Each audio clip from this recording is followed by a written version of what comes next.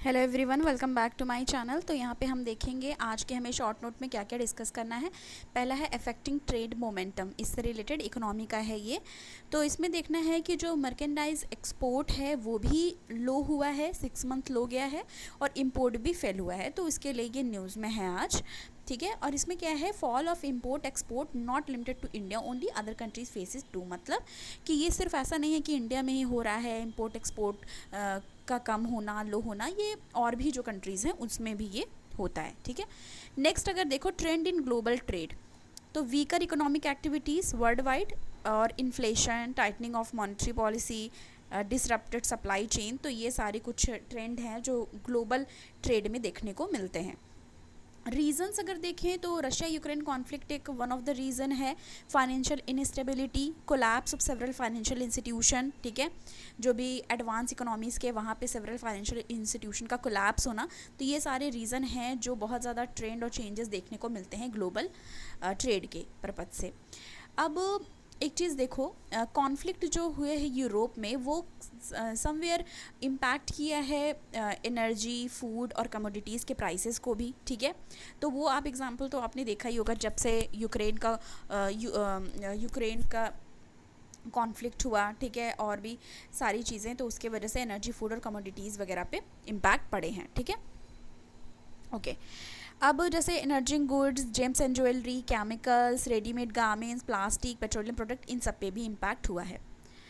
Deep fake की बात अगर की जाए तो एक साइंस एंड टेक का ये टॉपिक है, डीप फेक। ये एक, इसमें क्या होता है, machine produce using deep learning, मतलब मशीन क्या करती है, डीप लर्निंग यूज़ करके क्या करती है, machine produce using deep learning contain false information. मतलब क्या करती है, जैसे इमेजेस जो होते हैं उसमें किसी भी तरीके की क्या कर देती है, एक्टिविटीज़ दिखाना। जैसे अगर कोई हंस रहा है उसको रोते हुए दिखा देना, या फिर कोई भी एक्टिविटी, मतलब एक तरीके से इमेज और जो भी वीडियोस हैं उसके साथ छेड़छाड़ करना, वॉइस, किसी की वॉइस है कहीं पे यूज़ कर देना, ठीक है। तो एक तरीके से मिस कम्युनिकेशन, या ये कह लो फॉल्स इन्फॉर्मेशन के तौर पे उसको गुमराह करना, या फिर ब्लैकमेलिंग, ये सारी चीज़ें डीप फेक की वजह से हो सकती हैं। और जो लोग पहले से देख रहे होंगे तो डीप फेक पे हमने डिटेल में पढ़ रखा है, हमारे शॉर्ट नोट भी बन रखे हैं, तो वहीं पे आपको इसको लिख लेना है। Manipulation of hyper realistic digital representation of image and voice,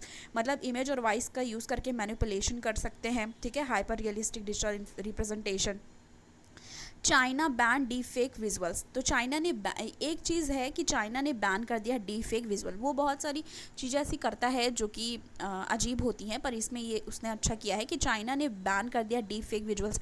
अब देखो क्यों ये इम्पैक्ट कर सकता है, बहुत सारे लोगों की लाइफ को इम्पैक्ट कर सकता है। जैसे लोग आप सोचो, इंस्टा पे, फेसबुक पे अपनी पिक उस पर अपलोड करते हैं, ठीक है, डीपी वगैरह लगाते हैं कहीं पे। अब किसी ने उस फ़ोटोज़ सेव कर लिया, करेक्ट, फिर फ़ोटोज़ का यूज़ वो कर रहे हैं, गलत साइट पे अपलोड कर देना, या फिर कुछ एक्टिविटीज़ गलत दिखा देना, जिससे जो टीनेज गर्ल्स हैं वो डिप्रेशन जा सकती हैं, और बहुत सारे सुसाइड और ऐसे सब केसेस बढ़ सकते हैं, mental harassment, mental health problem, ये सारी चीज़ें हो सकती हैं।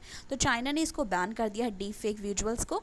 और उसमें क्या किया है, creator don't have permission to modify original material, मतलब जो ओरिजिनल मटेरियल है उसको कोई भी उसके साथ छेड़छाड़ नहीं कर सकता, उस बिना मतलब वो क्या कर नहीं सकता, क्रिएटर डोंट हैव परमिशन, मतलब उसको किसी भी तरीके की परमिशन नहीं है कि वो ओरिजिनल मटेरियल को मॉडिफाई करे, ये चीज़।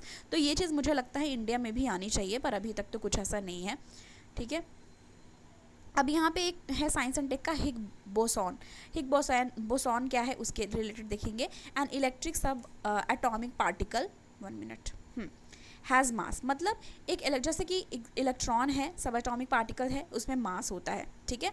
The stronger a particle interaction with Higgs boson more mass it has, मतलब ये कहा जा रहा है कि जितना पार्टिकल का इंटरेक्शन होगा हिग बोसॉन के साथ, उतना ही उसमें ज़्यादा मास होगा। अब यहाँ पे एक चीज़ और कही जा रही है, मास की बात की जाए तो न्यूट्रॉन की सबसे ज़्यादा होती है, उसके बाद प्रोटॉन की, फिर इलेक्ट्रॉन की। तो जैसे सबसे ज़्यादा न्यूट्रॉन की होती है। तो ये मैंने ऐसे लिख दिया है यहाँ पे, ये आप देख लेना। Higgs boson can also interact with other Higgs boson, मतलब जो एक हिग बोसॉन है वो दूसरे हिग बोसॉन के साथ भी इंटरैक्ट कर सकता है। अब हिग बोसॉन के बारे में जानो तो ये टाइप ऑफ बोसॉन होता है। अब जो ये हिग बोसॉन है वो साइंटिस्ट के नेम पे पड़ा है, तो ये आपको पता होना चाहिए। A force carrying subatomic particle, तो मतलब एक फोर्स है कैरी करता है subatomic particles, carries force move through energy field called Higgs field. और पर ये क्या होता है, ये एक तरीके का फोर्स कैरी करता है और उसके बाद जब वो मूव करता है थ्रू एनर्जी फील्ड, फिर उस फील्ड को कहते हैं हिग फील्ड, ठीक है।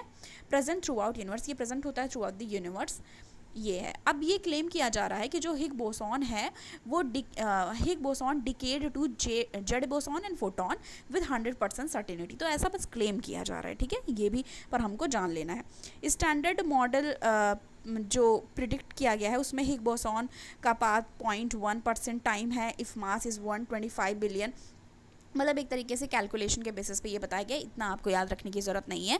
Standard model made accurate prediction, ये कहा जा रहा है जो स्टैंडर्ड मॉडल है एक्यूरेट प्रेडिक्शन है। Can't explain what dark matter is, पर ये नहीं अभी एक्सप्लेन किया गया है कि डार्क मैटर क्या है, why Higgs boson is so heavy, और ये भी नहीं पता कि क्यों हिग बोसॉन हैवी होता है, ठीक है। तो ये थोड़ी सी चीज़ें थी जो हमको यहाँ से डिस्कस करनी थी। Okay, thank you so much, मिलती हूँ नेक्स्ट वीडियो के साथ।